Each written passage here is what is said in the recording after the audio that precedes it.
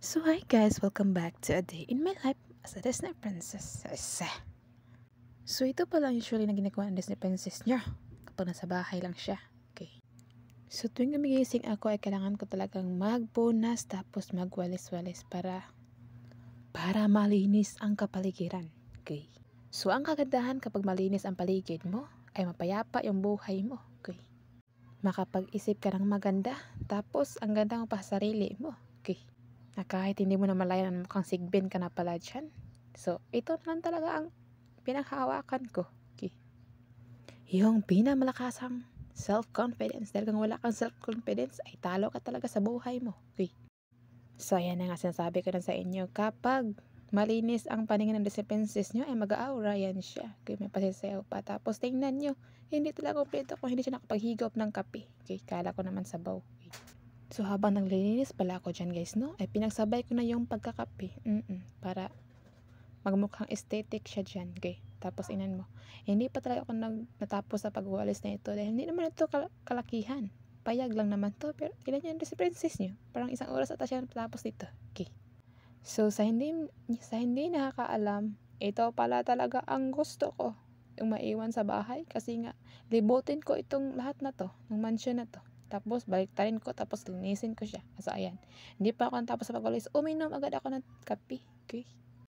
So, habang nakakape ako, ay tingnan nyo naman yung paligid namin dito. It's a green, clean grass room. Uy, ano ba yung pinagkakanta ng Disney princess niya?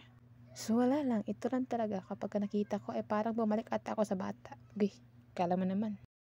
So, iba na talaga ang cravings ng Disney princess niya. Parang malapit na siya mag-6 Okay. So, and after that, nakapaglawalis na ako dyan sa loob. Tapos, yung mga sinampay ko, nilabas ko na siya. Yung mga inano ko na dyan, ay magkape na Disney princess niyo. Tingnan nyo, nakain na nga siya. Tapos, nakapagtapos pa sa paglinis dyan. Okay. So, hindi na bali mag-upo ako dyan sa misa kasi nga wala kaming upuan. Nung gusto niya mag-sponsor, bigyan niya ako na kahit kawayan lang. Okay. So, hindi na bali maghapon akong tumayo dyan. Basta kay malinis na yung paningin ko. Yung pag-aura ko ay wala nang sabit. Okay. Dahil kapag nakita ng madumi yung Disney princess nyo, ay para mag-transform siya ata ng dragon. Okay. So, ito lang talaga ang buhay natin guys. Minsan may makain tayo, minsan wala. So, gusto ko na kumain din ng buhangin kapag wala akong makain. Okay. Ay, baka may matay yung Disney princess nyo dyan kapag kabuhangin yung kinain niya. Okay. So, habang nakakapi pala ako guys, na naisip ko, kung hindi pala ako sumuko sa buhay ko, ay siguro naging teacher na ako. Okay. Teacher sa palayan lang pala. Uy. So, sa mga hindi pala nakakaalam no, yung gusto ko talaga sa buhay ko ay maging guro. Okay. So, naging guro din naman ako guys kasi ako ang tuturo lagi sa asawa ko na paano gawin yung ganito, ganyan, na maging mabuting tao. Uy, hindi. Ay, oo, yun talaga Disney princess niyo. Nagka-film na siya tapos kumain dyan. Tapos, tingnan niyo. Parang, agay. And to make the story short, ay, nag-asawa agad ang Disney princess niya. Okay. Baka gusto ata siya na magbatang ina. Uy, hindi. So, ito na. Kanya-kanya din naman tayong storya sa buhay. So, maybe ikaw, swerte ka sa buhay mo. So, ako hindi. Ay, ganun talaga. Ay, iwan ko na lang taga sa buhay na to. Okay. So, tatlo pala yung naiwan na tinapay guys, no? Binili yan ng asawa ko kapag tuwing umuwi siya ng alas 7 ng gabi. Ay, nako talaga. Iwan ko na lang. Okay. So, iba talaga guys kapag kontento ka sa maliit na bagay. Kahit maliit man yan o ano man yan, basta kontento ka. Ay, grabe. Huwag ka talaga ng kasiyahan mo. Pati yung kaluluwa mo. Gusto na tayo sumaka sa langit. Okay. And fast forward, nilabas ko na din yung mga nilabahan ko nung nakaraang taon. Baka nabulok na yan. Okay. So, bakit kaya no? Ang init ng panahon pero hindi niya matuyo ng isang araw. Okay. Baka pag inigit ka dyan tapos pinal mo sa araw, ay baka magkaging na yan. Okay. So, ito na nga, lumabas ako. Tapos, nakita ako ng alaga ko. Ay, pumasok na agad siya. Tapos, kapag magawa man siya dyan, ay, naku talaga. Parang, uminit agad yung ulo ko.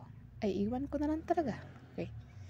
Ay, kumain din pala siya, guys. Oy, oo. Kasi nga, ayaw niya makita niya ako na ako lang kumakain. Gusto niya siya din. At pabida-bida yan. Kaya, ayan. So, nahirapan yung Disney princess sa pag-ingkit-ingkit yan kasi nga, hinugot niya sa pagsira dahil nga yung langgam pumapasok, ewan ko, yung langgam sa amin lumilipad, ba't sa inyo gumagapang? Eh, parang si Crush yan. Okay. So, minsan nakakalito din yung buhay natin, no? Bakit naging ganto tayo, yung iba ang swerte nila. Pero ang lahat ng yan ay may rason. Manigtiwala ka lang sa buhay mo at gawin mo kung ano yung nakabuti sa pamilya mo. Uy, Uwi na talaga. So nahirapan kasi yung lagay ko sa pagkain niya ng tinapay dyan kasi nga kasing tikas ng ulo mo. Kuy, iwan ko na talaga. Pati yung ngipin ko ay napangag yan. Kuy, sa kaingkit ng tinapay na kasing ang gahi ng kasing ulo mo. So at dahil may sampayan ako dito sa labas, nagmay-ari ang talagang Disney Princess niya. Tapos tingnan mo, dahil busog na siya, ay maganda na ata yung paningin niya. Okay. At tingnan niyo naman itong mag-ama, ay iwan ko na lang talaga.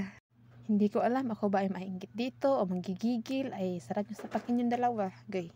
So yan pala ang ginagawa ng dalawa guys kapag ay maglalambing man kasi yung buntis na yan. Oo, hindi niya alam kung sino yung asawa niya. Na asawa ko pala yung binag-ano niya dyan. Okay.